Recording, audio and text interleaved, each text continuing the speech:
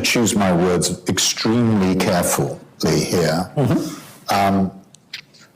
And I'll start with the word Canada and Trudeau. So take a glass of water. Do sip the water. I think I'm going to sip the water, actually, anyway. Obviously, this is a very serious subject because when you have a prime minister of a country the size of Canada that makes a public statement and raises an issue with a country and a government of the importance of India. Now, his words were a potential link. We may have identified a potential link between, and here I am going to use agents of India, and the killing of a Sikh separatist. So my first question is, very simply, is there any evidence that you've seen in the government that points to Indian government indirect or direct involvement with the killing of that Sikh? In this case? Yes. No. None. Do you believe he's a terrorist? You know, he has a track record which is there in the social media, and that track record is a pretty graphic one. So I would leave everybody to make their judgment when, you know, about a person whose pictures are there with weapons, who has taken positions. I mean, the positions are not secret; they are very public positions. Yeah.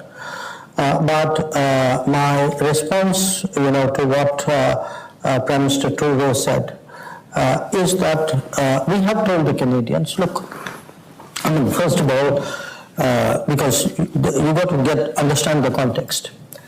The context is that in Canada, we feel that the Canadian politics has given space to violent and extreme political opinions, which advocate separatism from India, including through violent means. And these people have been accommodated in Canadian politics. They are given the freedom to articulate their views. And not just that, it had come to a situation where the diplomats of my country, including the High Commissioner, we've had attacks on the High Commission, smoke bombs thrown at the High Commission. My Consul General and other diplomats were intimidated in public, on record, with no action taken by those who did this. You know, this is a country where there is a previous history.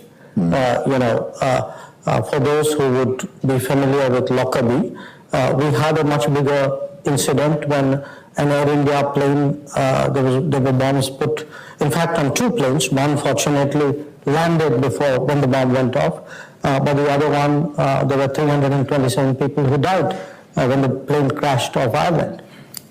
So given all this, I think it was important that, you know, a country like Canada, I mean, we are a democracy, you are a democracy, they are a democracy.